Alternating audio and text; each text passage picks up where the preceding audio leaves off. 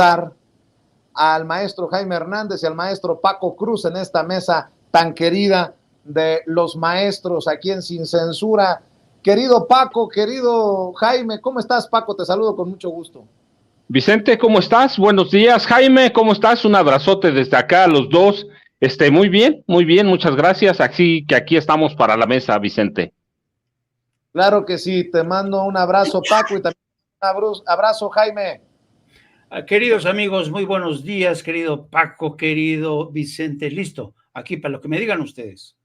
A ver, nada más por no dejar. Joaquín López Dóriga no es priista, le dijo a la tigresa, y le reclama al presidente y por cierto, vas a ser responsable, Andrés Manuel, si me pasa algo por decir que yo era peón de Salinas, pero con los priistas nomás tengo una que otra experiencia. Ya mostré las fotos con Salinas, con Peña Nieto. ¿Quién se acuerda de este tuit? ¿Lo tenemos por ahí, don David? A ver, un tuit ahí muy priista. A ver si lo tiene, don David. ¿Lo tenemos, Toño? Juana Cuevas, esposa de José Antonio Meade, comprando los ingredientes para la cena de Año Nuevo. ¡Qué forma de revisar al poder de López Dóriga! Ustedes tienen muchos años en el medio, en los medios de comunicación, querido Paco, querido Jaime. ¿Por qué será así el presidente que le anda achacando cosas a Joaquín que no son? Le dice que es peón de los priistas, pobre Joaquín, le hirieron sus sentimientos. Ustedes seguramente en todos sus años en el andar periodístico sabrán que Joaquín es limpio y puro. Paco. Puro como su yate, Vicente, tan puro como su yate que tú conoces muy bien, y te voy a decir, además hay versiones muy sólidas, muchas evidencias, porque además que ese yatecito que yo lo conocí en Acapulco, tú lo conociste creo que en Zihuatanejo, salió en Huatulco, sí, no me acordaba, por ahí lo habías conocido, mira, yo lo conocí en Acapulco, pero hay hay versiones muy sólidas de que ese yatecito, que costó como 2.5 millones de dólares, salió de esas cortinillas que salían cuando López Dóriga tenía su noticiero en Televisa. Así que esa es una cercanía con el PRI, pero te doy otra, pero de él hay muchas. No solo era salinista, era López Portillista. Carmen Romano Nolc, o Carmen Romano de López Portillo, lo fue a salvar de allá a donde estaba refundido, que no podía salir, lo salvó. Ellos destrozaron Canal 13 lo destrozó él, con todo el apoyo, toda la sabiduría de Carmen Romano Nolc, que era protegido de ella, fíjate, era protegido de Carmen Romano Nolc, y por lo tanto era protegido de José López Portillo, que le pidió a su esposa, bueno, por lo menos en papel era su esposa, ya estaban separados cuando llegaron a Los Pinos, pero lo rescatan ellos, y así que no solo es salinista, pues el yatecito lo dice todo. Mira, Peña Nieto, ahí está, pero bueno, Peña Nieto, y te digo, es un hombre que es un hombre del sistema viejo, un hombre priista, un hombre que nunca se atrevió, pues lo vemos con José Antonio Meade y con la esposa, esa nota, como tú dices, crítica, violenta, salvaje, ahí está. Así que todos los presidentes del PRI pasaron por él, y luego también, pues claro que se hizo panista, se hizo foxista, se hizo calderonista. Así que yo digo, mira, que es de esa vieja prensa que engulló el sistema muy bien y que ellos se dejaron seducir. Es una prensa que nació o se hizo para servir al poder que detentaron el PRI y el PAN hasta el 30 de noviembre de 2018. Es una prensa complaciente, una prensa mercenaria, no solo dinerera, ha sido una prensa mercenaria, es una prensa que yo digo que es la herencia maldita que ha tenido este país. Hablamos de narcotráfico, que es una herencia maldita, o de la deuda de 11 billones de pesos que deja cuando se va Peña, pero mira, también los periodistas, también los periodistas se adaptaron muy bien a ese sistema de corrupción que impusieron los presidentes civiles cuando desde que él llega a México va prácticamente se adapta a ese sistema que había en este país y López Dóriga es de esa vieja guardia que representan, aunque unos son más jóvenes que otros, que representa a Loret, que hay que ver cómo vive en Valle de Bravo, cómo vive en Houston, al lado de mi amigo Genaro García Luna,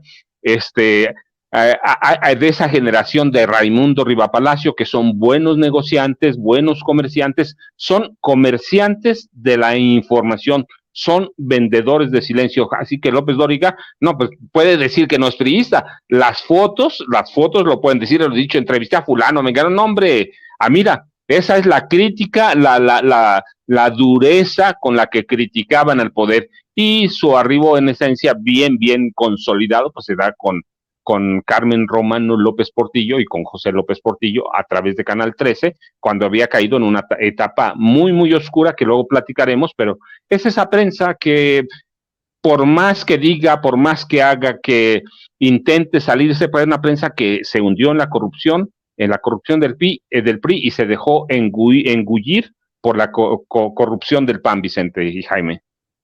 Fíjate, a Jaime se la voy a plantear de esta manera, que López Dóriga diga que no es priista es como decir que a Carlos Loret de Mola le movió el copete aquel cañonazo en Afganistán. Mi querido Jaime, también te escucho. No, hombre, de verdad que en serio, ¿cómo son estos viejos periodistas? Fíjate, a mí realmente me provoca, no sé, es hasta divertido, ¿sabes? Que López Dóriga venga a desmarcarse primero del priismo y luego del salinismo. Es una invitación al sarcasmo, porque Joaquín López Dóriga ha estado inventariado en el seno del PRI, está inventariado desde la época, como bien recordaba mi querido Paco Cruz, fue el niño consentido de José López Portillo. José López Portillo le llamaba el güero, ¿no? Y Joaquín López Dóriga en aquella época llegó a tener tal poder, concentró tal poder, que incluso se agarraba del chongo con Margarita López Portillo, la hermana del presidente. Así se llevaban a las patadas, ¿no? Entonces, para que te des una idea, desde cuándo Joaquín López Dóriga estaba ya inventariado entre las filas del PRI. Y de alguna manera, como bien decía Paco, al venir desde aquella época, de aquellos polvos, estos lodos, pues la corrupción se convirtió en una segunda naturaleza de Joaquín. Lo mismo que de Pedro Ferriz de Con, lo mismo que todos estos periodistas que han desfilado. Yo creo que en honor a la verdad, y a lo mejor estaría bien iniciar una campaña, el PRI debería lanzar una iniciativa para dedicarle una estatua a Joaquín López Dóriga allí en el patio principal del PRI, a Joaquín López Dóriga, a Fidel Samaniego, que en paz descanse, pero Fidel Samaniego, que era el cronista del Universal, se llevaba de piquete de ojo con Carlos Salinas de Gortari. Yo recuerdo que los hijos de Salinas de Gortari y los de Fidel Samaniego, que era el periodista cronista del Universal, se iban a jugar juntos, se los llevaban en el helicóptero presidencial. O sea, para que veas el grado de cercanía y proximidad que había entre estos periodistas y que ahora no se acuerdan de nada de esto, ¿no? Yo creo que en muchos sentidos, Joaquín López Dóriga, hasta cierto punto, fíjate, podría decir yo, que él tiene razón al decir que no forma parte del grupo salinista, ¿no? No, en cierto sentido es cierto, porque Joaquín López Dóriga pudo crear su propio sistema solar, ¿no? Porque él viene desde antes de Salinas de Gortari y fue un monstruo que el sistema le fue permitiendo crecer y crecer y crecer y enriquecerse y enriquecerse. Yo he contado muchas veces la anécdota de un vuelo papal en la que coincidimos Joaquín y yo. Joaquín y yo nos conocemos desde hace muchísimos años. Yo trabajé con Joaquín Primero, yo trabajé en un programa, un noticiero que se llamaba Al Cierre con Pedro Ferriz de Con. Cuando Pedro Ferriz de Con apenas empezaba, su papi, don Pedro Ferriz, que era íntimo amigo de Margarita López Portillo, y eran íntimos amigos de Margarita y el padre de Pedro Ferriz, porque a ambos les gustaba este tema de los ovnis, de la lectura de cartas, ¿sabes? Esta onda mística, ¿no? Entonces eran muy amigos, don Pedro Ferriz y Margarita, y gracias a eso le dieron su noticiero al Junior. En aquel entonces, Pedro Ferriz de Con se llamaba El Cierre. Yo le hacía el noticiero junto con el señor Sánchez. Después yo le hice, era el productor de su programa, el creador, bueno, el redactor del programa, el coordinador que se empezó al amanecer, creo, algo así, no, ya hace muchos años. Bueno, el caso es que en aquella época, pues Joaquín, cuando se pelea con Margarita López Portillo, lo expulsan de Canal 13 y entonces hace su berrinche, crea una revista que creo que se llamaba Respuesta, y luego yo le hacía un noticiario a Joaquín de radio. Fue una época en la que Joaquín pateaba al perro, estaba encabronadísimo porque se había peleado con Margarita, le habían castigado, y entonces se había refugiado en ese noticiero de radio que yo le redactaba. Total, que nos terminamos divorciando, pues porque Joaquín en esa época era un déspota del carajo. Y nos volvimos a reencontrar en un vuelo de cobertura papal. ¿Quién te dijo que ya cambió? Sigue siendo el mismo, sigue siendo el mismo. Y me acuerdo que en un vuelo papal, era creo que el segundo vuelo de Karol Wojtyła a México, cuando se estaba preparando el terreno para el restablecimiento de relaciones diplomáticas con México, me encuentro con Joaquín después de varios años. Nos volvimos a saludar como si nada. Y de regreso del vuelo papal, después de esta cobertura en México, me acuerdo que alguien me había regalado el libro Los Periodistas, creo que de Vicente Leñero, donde venía una cronología de los eventos del golpe de Estado Excelsior. Y creo que había una relación de periodistas, de los periodistas más corruptos. Y ahí se señalaba Joaquín López Dóriga. Ahí me lo regalaron. Y cuando yo me subí al avión de regreso a Roma, iba yo leyéndolo, ¿no? Y de repente me vuelvo a encontrar a Joaquín sentado. Y digo, hijo, ya ni chingas. Dice, ¿qué? Digo, pues aquí dice que tú te embolsabas tanto. Y dice, a ver, déjame ver. Dice, no, hombre, están pendejos, yo me metí a eso y más, ¿no? Entonces, para que veas el tipo de personaje que es Joaquín López Dóriga, y siempre fue así. Y ¿sabes qué? El sistema político, el Partido de la Revolución, que insisto, le tiene que hacer un monumento a Joaquín, le permitió crecer. Con Enrique Peña Nieto, Joaquín López Dóriga tronaba los dedos cuando estaba en su programa y le abrían el canal para que entrevistara a secretarios de Estado, en fin, para que te veas el poder que tenía Joaquín López Dóriga. Claro, como ese poder ya no lo tiene, como ahora hay un presidente que le dice sus verdades, pues claro, a pobre Joaquín casi se le revienta la tripa de la corajina que tiene, ¿no? Porque no aguanta que un presidente que no lo trata con sonrisas, que le da su abrazo, que lo trata y además no solamente le dice sus verdades, ¿no? Y le dice, tú formas parte de una campaña de desinformación. Ningún presidente, Vicente y Paco, se le había atrevido a decirle sus verdades en directo, en cadena nacional, a Joaquín López Dóriga, que durante mucho tiempo, insisto, fue un soldado más del PRI, aunque él diga que no. Bueno, aunque hay algunos que nos quieran comparar, como un tal Manuel Jesús Castro Chan, dice, Hans, Vicente, Pedrero, Amir Ibrahim, Sin Línea, Oro Sólido, son perros y chayoteros de Adán Augusto. Ni un peso de superchats, pues reciben dinero de chayote.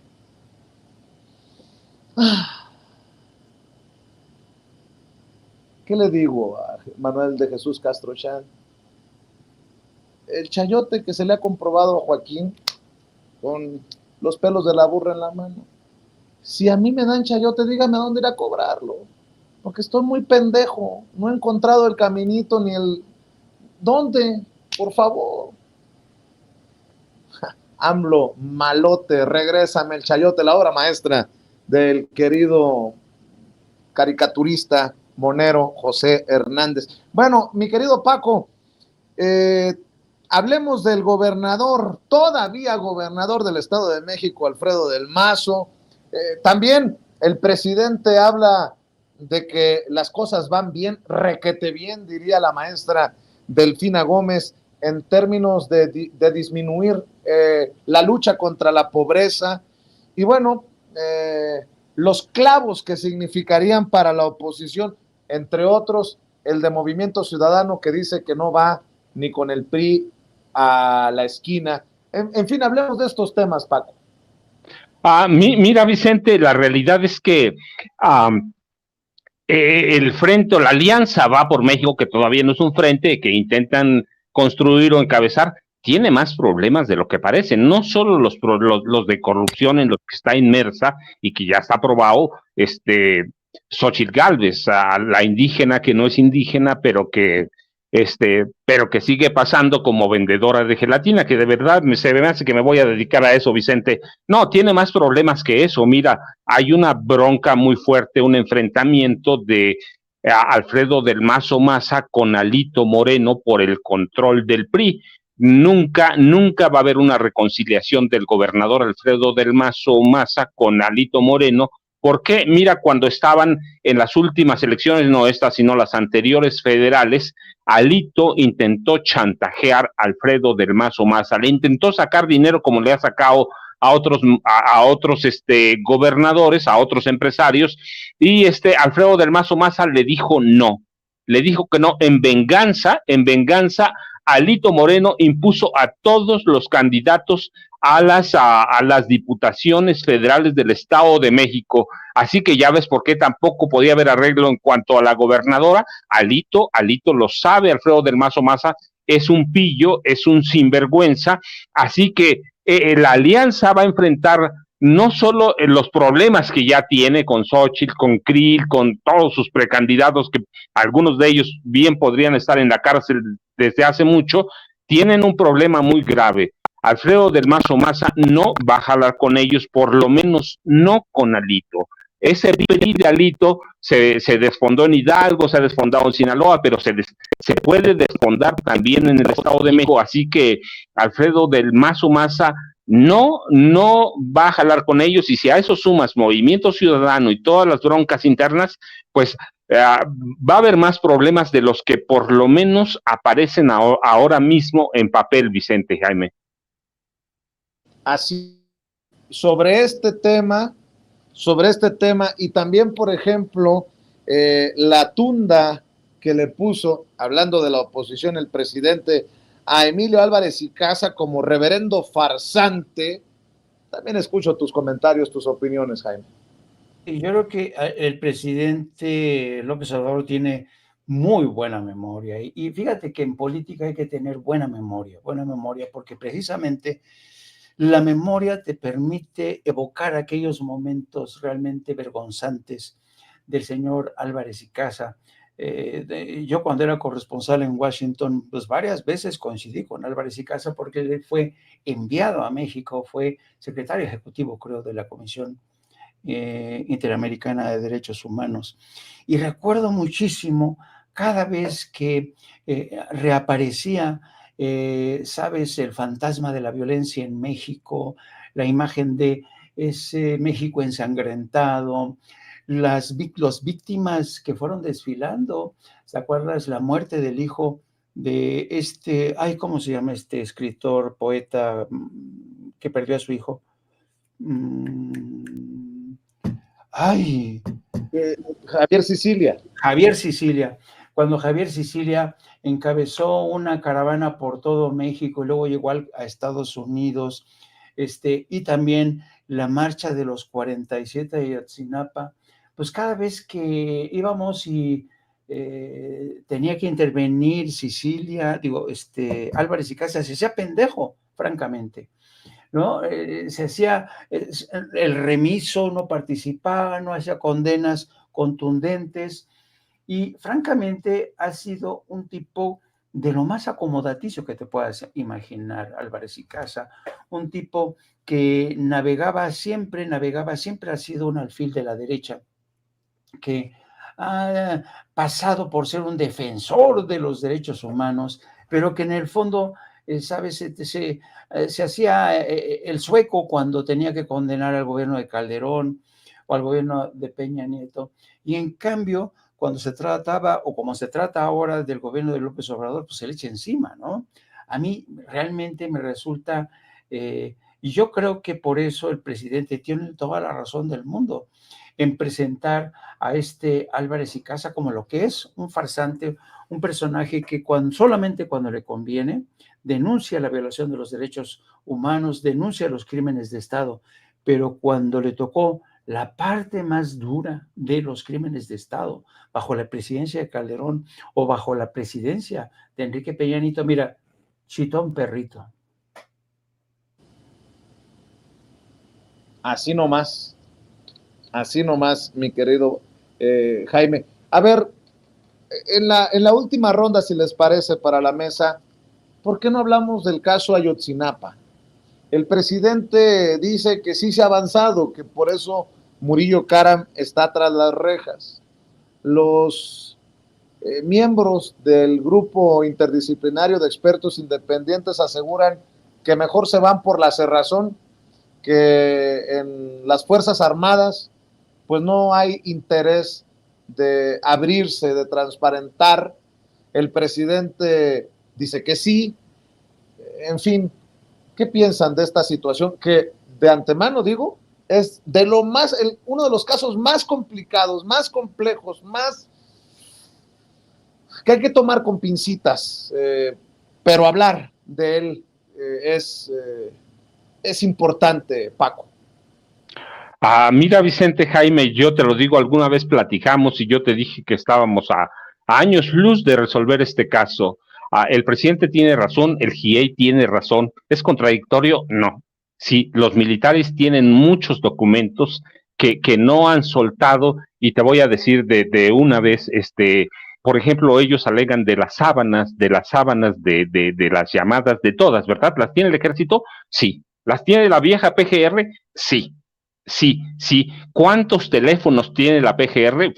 Por lo menos tiene 30. ¿A dónde están las sábanas de llamadas? ¿Sí? Están en Telcel y las entregaron, te lo puedo decir porque las estoy viendo aquí en mi mesa, Vicente. Aquí en mi mesa estoy viendo las sábanas que le entregaron con sellos confidenciales a a la primera investigación de la PGR, y son las que guardan bajo llave secreta, así que está complicado. El ejército no se va a abrir, el ejército de ahora y el de esa época es muy similar. Tiene el secretario general o el general secretario tiene el poder de abrirlos, así y no. Recuerda, puede haber, el ejército es un ente muy, muy cerrado, y sí tiene todos los documentos confidenciales a los que hace reclamos el GIEI. Tiene documentos que no se conocen todavía, así que en parte tiene razón. Se ha avanzado, el presidente dice, pues ahí está el encarcelamiento del procurador Murillo Karam. Pues sí, él sabe todo, él fabricó la verdad histórica. Falta todavía uno que está ya refugiado en Israel, pero la realidad es que sí faltan muchas cosas, falta armar, solo el ejército sabe qué hizo Murillo con el seguimiento que se dio a todos los teléfonos celulares de los estudiantes desaparecidos. Así que hay en parte razón de los dos lados. ¿Se va a abrir el ejército? No, no se va a abrir. Yo te lo había dicho, falta mucho, no estamos preparados. Bueno, nosotros sí, la sociedad está preparada, el ejército no. El caso Ayotzinapa tiene muchos huecos, muchos muy profundos, pero yo te decía, conocer las sábanas de las llamadas y hacer el seguimiento, ¿las tienen? Sí, sí las tienen. ¿Cuántos teléfonos tienes? Mañana te hago ¿cómo se llama? Fíjate, me pasé, les voy a comentar a los dos. Me he pasado días enteros, buscando las sábanas, las encontré. El ejército y la PGR vieja tiene por lo menos 52 teléfonos celulares que le quitaron en ese día a los estudiantes de Ayotzinapa. incluidos a los 3 que asesinaron. También encontraron algo que, mira, yo lo quiero mostrar, porque aquí está, ¿sí? Aquí dice que hay militares envueltos con nombre y apellido, sí, involucrados, están involucrados.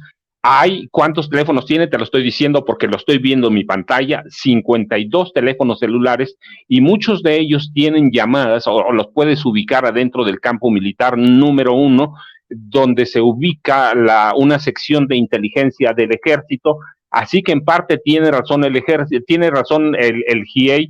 Hay muchos dispositivos que solo el ejército, solo la vieja PGR sabe a dónde están, sabe quiénes los tuvieron. Ellos sacaron los chips, ellos los tomaron. Yo te estoy hablando desde un expediente confidencial que recibí hace años, que no tenía ninguna tachadura, ninguna enmendadura. Así que hay todavía mucho que decir, hay mucho que hablar, hay que elaborar los mapas. Podemos darle, mira, el ejército sé que ya lo hizo, le siguió la ruta de cada uno de los normalistas. ¿Por qué? Porque estaban buscando o infiltrados, o estaban buscando agitadores supuestamente, o estaban buscando a posibles estudiantes que pudieran involucrarse en alguna rebelión contra el gobierno de Peña Nieto. Ahí también ya lo confirmó el GIEI, hay la evidencia sólida de que Julio César Mondragón Fontes fue desollado en vida. Lo dije en 2016, fue desollado en vida con asesoramiento de médicos militares. Así que tiene razón el GIEI y tiene razón el presidente. Están trabajando, se han hecho cosas que nunca se habrían hecho, pero faltan muchas cosas, Vicente. Falta, te digo, revisar cada uno de los teléfonos celulares que tenía la PGR, pero que los decomisó el ejército también. El ejército fue el primero que tuvo acceso a esos 52 teléfonos que te estoy diciendo, que los estoy viendo justo en mi pantalla. Así que, Jaime, Vicente, faltan mucho. Yo lo titulé en aquel libro, La guerra que nos ocultan, y falta todo esto. ¿Lo tiene el ejército? Sí.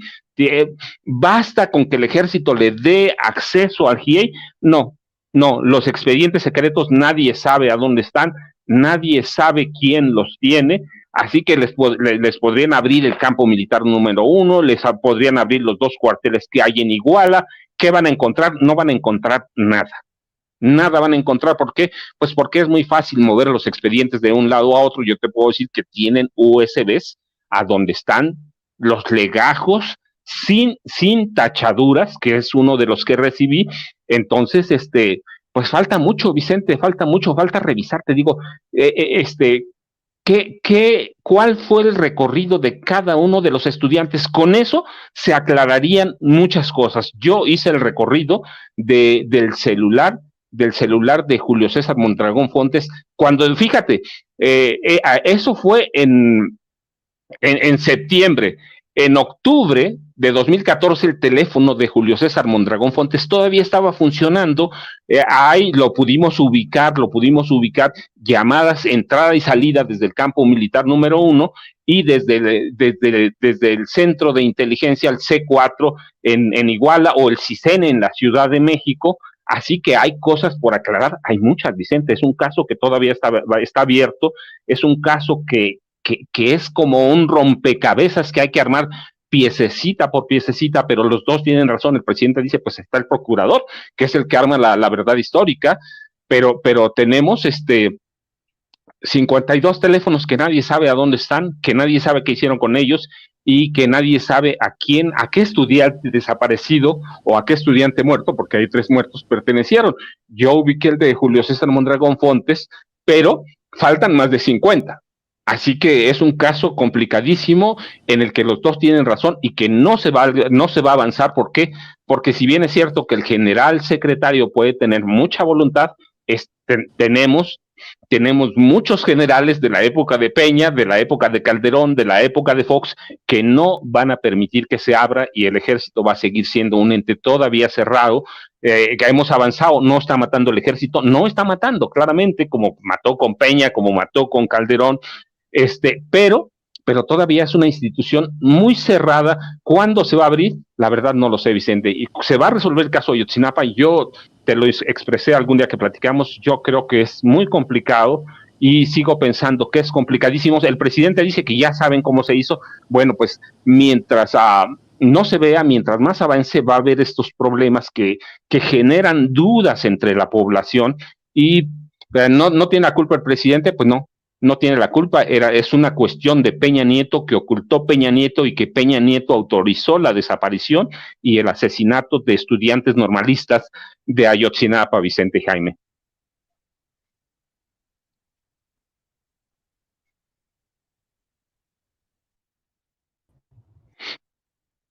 Perdimos por algunos, a ver, ahí estamos ya. Me parece que perdimos por algunos momentos la comunicación con Vicente Serrano, pero estamos a punto de reenlazarnos con él. De todos modos, aprovecho para saludar a los queridos compañeros, querido Paco, querido Jaime, aquí Sin Censura. Regresamos contigo, Vicente.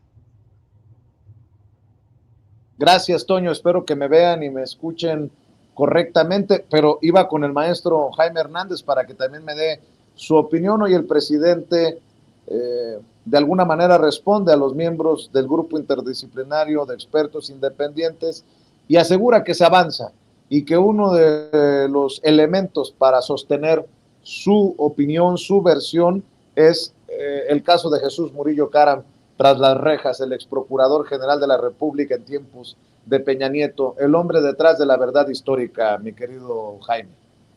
Sí, mira, yo creo que merece mucho la pena reflexionar sobre lo que a todas luces ha sido quizá uno de los más brutales crímenes de Estado que se han perpetrado en la época moderna, en la época reciente en México. Y habría que partir precisamente de ese hecho. Ha sido un crimen de Estado. Lo ha dicho el gobierno de Andrés Manuel López Obrador, lo ha reconocido así.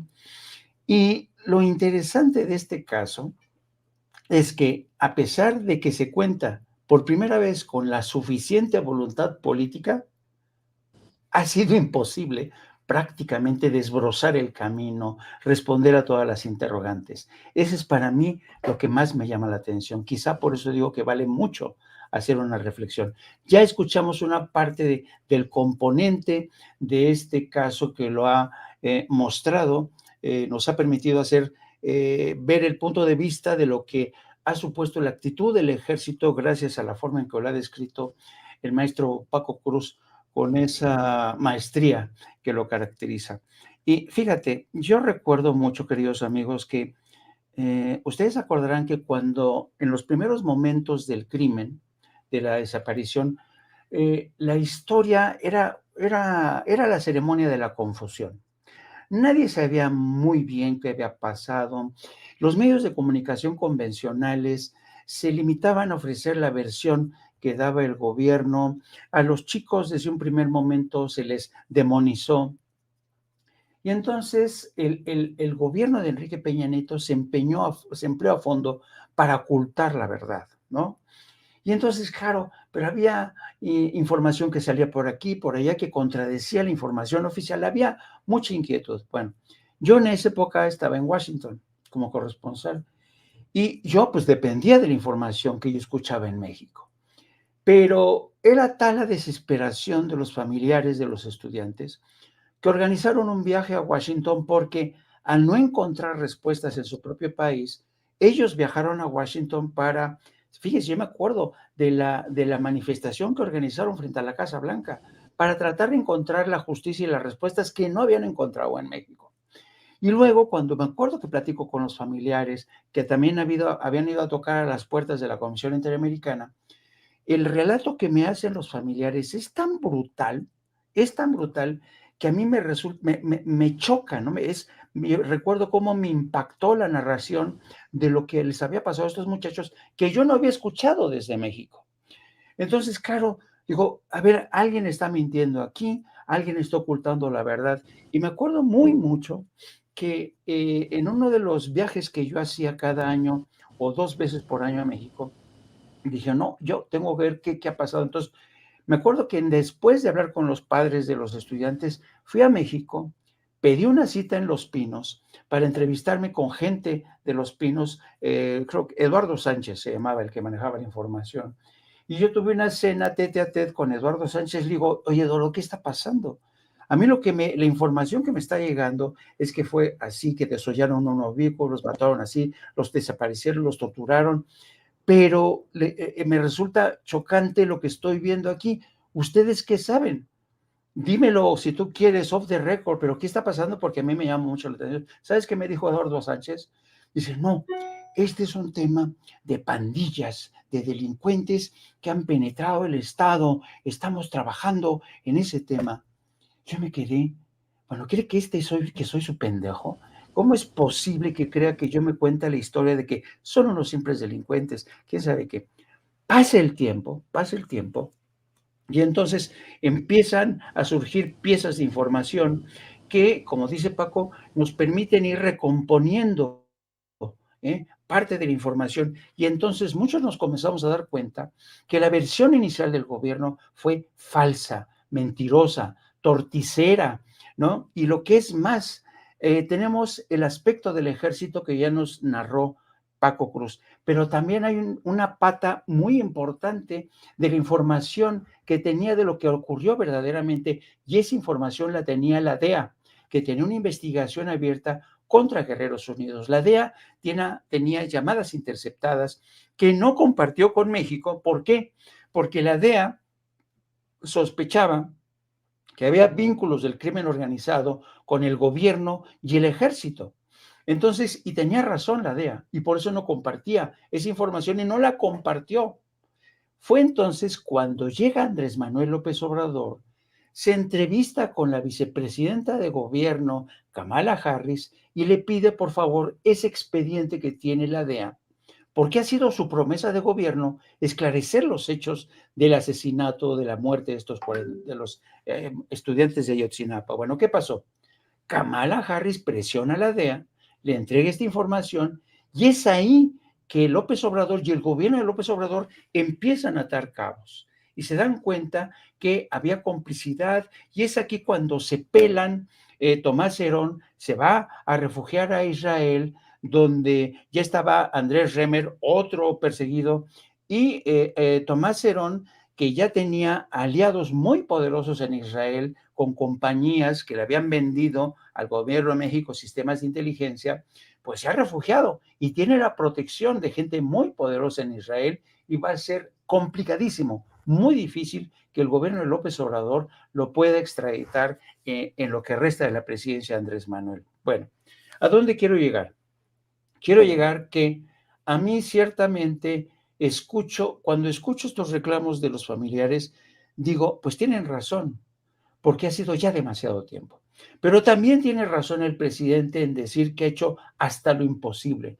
¿Y por qué este grado de dificultad? Porque Enrique Peña Nieto, altos miembros del ejército, se emplearon a fondo para echar tierra, para sepultar hasta el fondo la verdad sobre Ayotzinapa. Y Enrique Peña Nieto, que vive disfrutando en Madrid, fue el responsable de sepultar, de echar tierra sobre todo esto.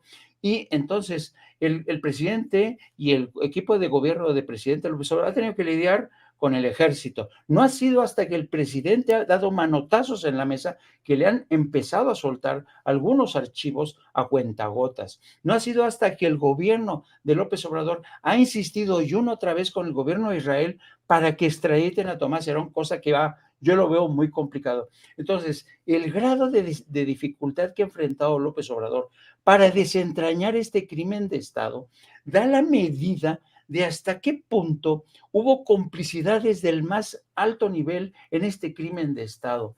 Yo creo que a pesar, por eso insisto, de la voluntad política que ha mostrado López Obrador, es increíble, increíble que es posible incluso, es posible, espero que equivocarme yo, es posible que el presidente Andrés Manuel López Obrador termine su presidencia sin que se conozca toda la verdad. Espero equivocarme de verdad, pero han sido muchos los poderes, incluido el de Peña Nieto, quienes han estado detrás de este esfuerzo por ocultar la verdad para que no se desmenuce y se esclarezca en toda su dimensión este crimen de Estado contra estos muchachos. Pues mi querido Jaime, mi querido Paco, les agradezco en el alma que siempre estén dispuestos a estar con nosotros en Sin Censura. ¿Por qué no cerramos, Jaime, invitando a la audiencia ya a tu espacio que orgullosamente diriges y para que estén al pendiente también de tus redes sociales?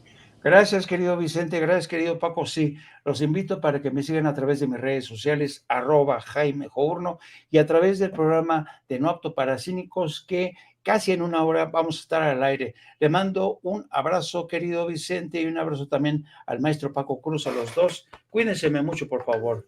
Gracias, maestro. Y dice que te manda saludos Joaquín López Dóriga. Mi querido Paco Cruz, yo invito a las personas para que nos están viendo y escuchando, para que busquen Las Damas del Poder, tu nuevo libro, y García Luna, el Señor de la Muerte, que no deja de tener vigencia. Hoy más que nunca hay que saber el nivel de perversidad de este personaje. Ambos libros firmados por el maestro Francisco Paco Cruz y obviamente tus redes sociales, Paco, maestro. Vicente, muchas gracias, ya yo sabes, Jaime, @Paco Cruz Jiménez en Twitter, Francisco Cruz Jiménez en Facebook. Un abrazo para los dos y nos vemos mañana, por favor. Claro que sí, un abrazo, Paco, un abrazo, Jaime. Gracias, maestros, por estar aquí en este espacio libre como el viento. Y a ver,